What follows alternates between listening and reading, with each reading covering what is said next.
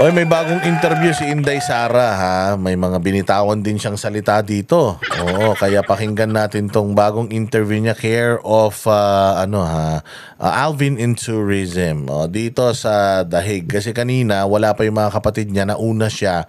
So nakakuha ng mga sumagot si Inday Sara umulit sa mga may init na mga tanong ng mga Noipi dyan sa Duterte Street. Ito, pakinggan natin. Yung pinaka-bago, ma'am. Direct, impromptu ka isa, ma'am. Thank you so much, VP. How are you today? Yes. Una, ang pasalamat ko sa inyong lahat dahil nandito kayo para kay President Duterte. And patuloy pa rin yung pagdarasal nyo para sa kanyang kalayaan. At patuloy pa rin yung pagpapakita ninyo ng suporta sa kanyang kalagayan ngayon. At I'm okay, wala mang problema.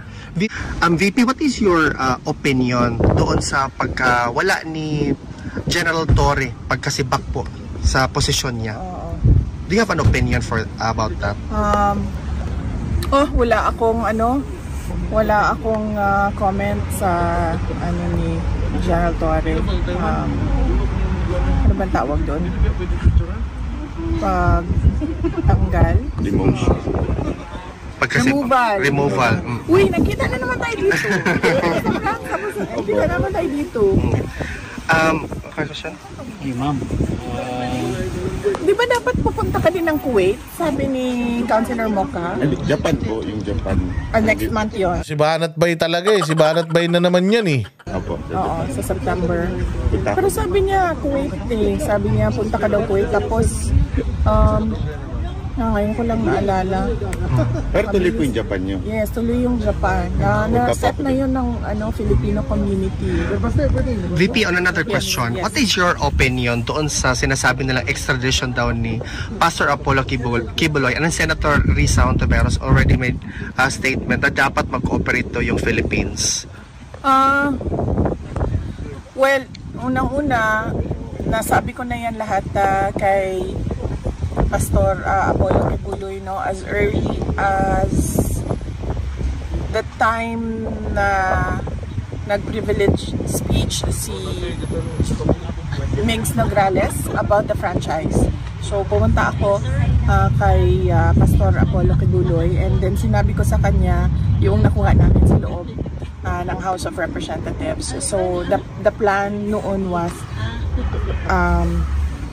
a franchise first, and then next is local cases para mahuli siya, and then dismiss the local cases, and then turn him over to the United States government for extradition. So alam yan lahat ni Pastor Apollo Kibuloy as early as the moment na nag-privilege speech si Migs Nograles at the time. Ma'am, do you think karma yung nangyari kay Torres since siya yung dahilan kung bakit napunta dito si RD at saka si Pastor Kibuloy nakulong din? Sa tingin nyo, part ng karma sa kanya yun? Hindi ko kasi masabi kung karma ba yun o hindi kasi Diyos lang naman kasi talaga ang makakapagsabi kung ano yung karapat-dapat para sa isang tao. So, siguro part lang yun ng journey niya sa buhay niya. Sometimes nandoon ka sa taas, and then 85 days later nandoon ka sa baba. Ganun. Ma'am, okay man. Yes. Saklap.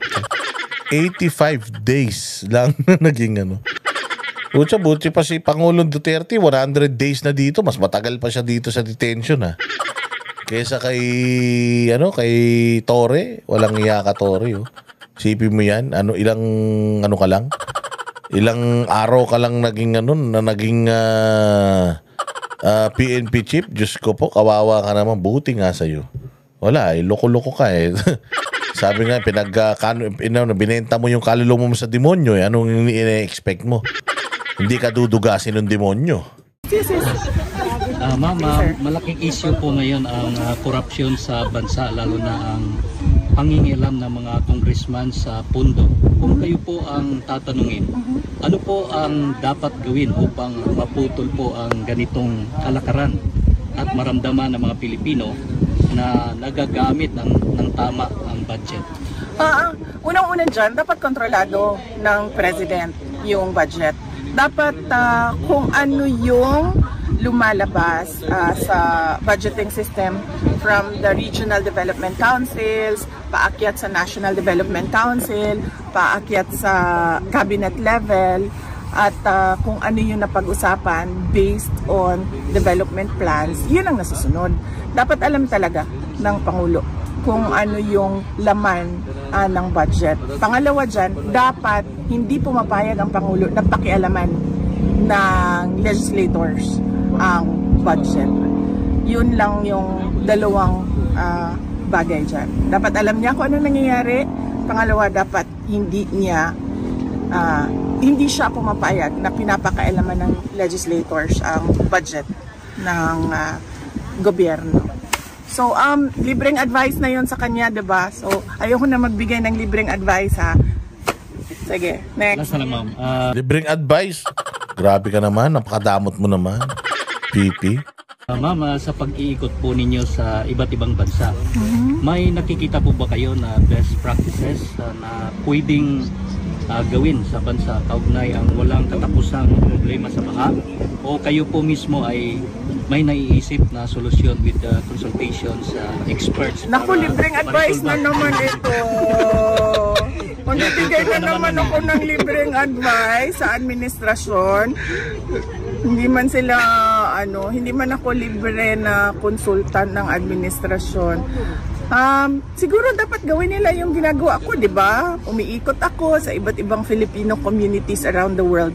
The overseas Filipinos and the overseas Filipino workers ang pinaka-the best na mga consultants. Kasi sila yung nakatira, nakaikot sa buong mundo, nakatrabaho sa iba't ibang lugar. Alam nila ang best practices. So anong dapat ginagawa natin? Tinatanong natin sila. Ano ba yung nakita ninyo? Ano ba yung pangarap natin para sa ating bayan? Ano ba yung doable doon sa ating bayan na best practices galing sa, sabihin na natin sa Kuwait, sabihin na natin sa Australia, sabihin na natin sa Netherlands. Grabe. Ako mag-charge na ako ng consultation fee sa libreng konsulta ng administrasyon na ito sa akin. Ano ba yung sunod sagot doon? Yan, ano ba sa Davao, for example, ang ginawa namin is nagsimula kami sa paggawa ng plano. So, kumuha kami ng international experts. Nasabi ko na ito noon sa Duterte Street. Kumuha kami ng international experts. Gumawa kami ng IM for Davao, Infrastructure Modernization for Davao. So, nakalatag doon ano yung mga infrastructure projects na kailangan gawin ng Davao City. Isa doon is flood control and drainage system. Kasi nga antiquated na yung drainage system ng Davao City, tapos mabilis yung urbanization. So kailangan sumusunod din yung flood control projects. Tsaka updating ng drainage system. Pagkatapos noon, nung lumabas doon sa IM for Davao, Infrastructure Modernization for Davao, na mga listahan ng mga, "Uy, ayaw ko ninyong biyahe!" Last question. Yes. Last question. So, pagdating doon, lumabas doon na kailangan nga ng flood control and drainage projects. So, since hindi naman namin alam pa kung ano yun, gumawa na naman kami ng isa pang plano. Out of that big master plan, meron kaming maliit na plano doon, nakalagay na doon, nakalatag na doon. Ano yung mga kailangan gawin ng Davao City na mga projects para makontrol yung baha at maayos yung drainage system. Ang problema lang, sinabi ko na rin ito dati, andyan yung plano namin pero walang interest yung gobyerno, yung national government through the DPWH na fundingan, na bigyan ng pondo yung mga projects. At hindi ito biased kasi hindi naman kami ang gumawa nito Kumuha kami ng consultants. Actually, ako nagtanong nun kay dito sa Hague nung nandiyan ako. Tanong ko sa kanya kasi bumabagyo, umuulan noon sa Pilipinas, and issue nga yung mga flood control noon. So sabi ko, "Madam, flood control?" Bumabagyo ngayon sa Pilipinas, ano bang dapat ginagawa natin? Kasi nga wala, lunod sa bahay. Yung mga Pilipino sa kabila ng pera na tinatapon for flood control. O, si Inday, sumagot siya nun. Sabi niya, ayun na nga. Kasi kami, ganito ginawa namin. Di ba, kinukwento ko rin sa inyo kung ano rin ang ginawa ni Bayani Fernando o dyan sa yung mga engineers niya sa Marikina. Pinadala niya yan dyan sa Amsterdam dahil ang Amsterdam is a big swamp. So magtataka ka, kung swamp ang Amsterdam,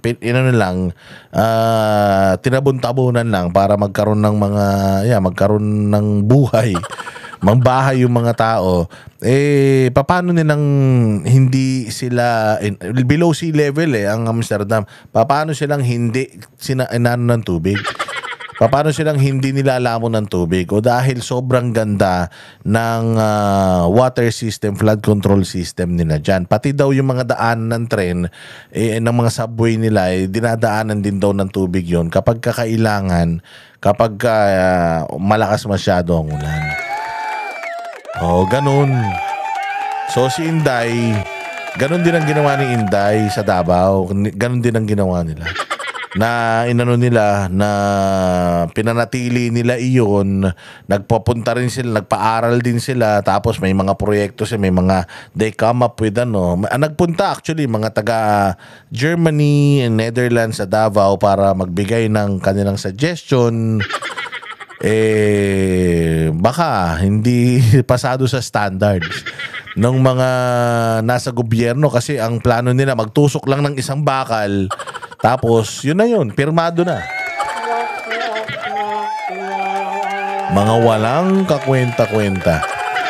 Di ba? Kaya ayan mga bossing. Oh, di ba? Di naka-isang ano na naman tayo. Isang content na naman tayo. Buti na lang. Pasalamat kayo. Madaldal ako.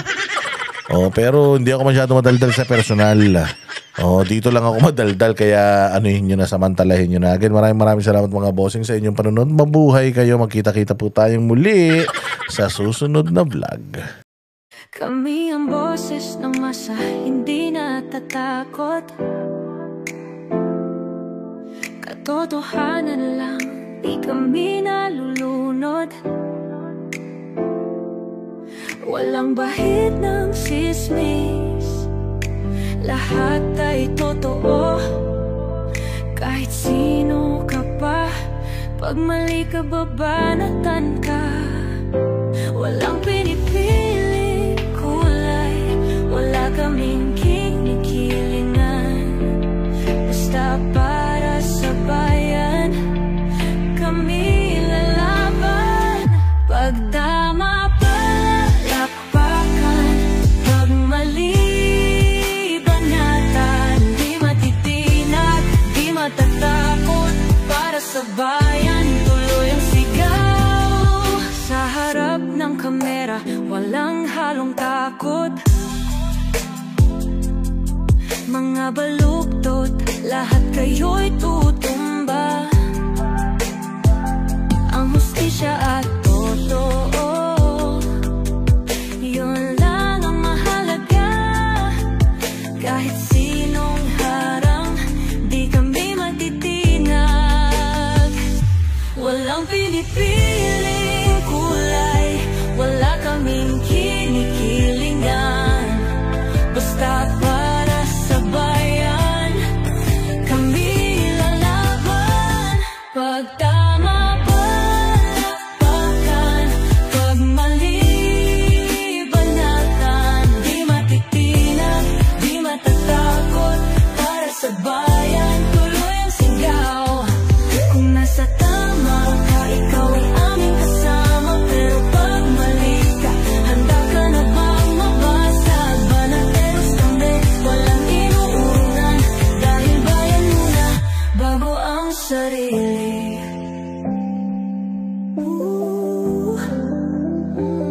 Bago ang sarili.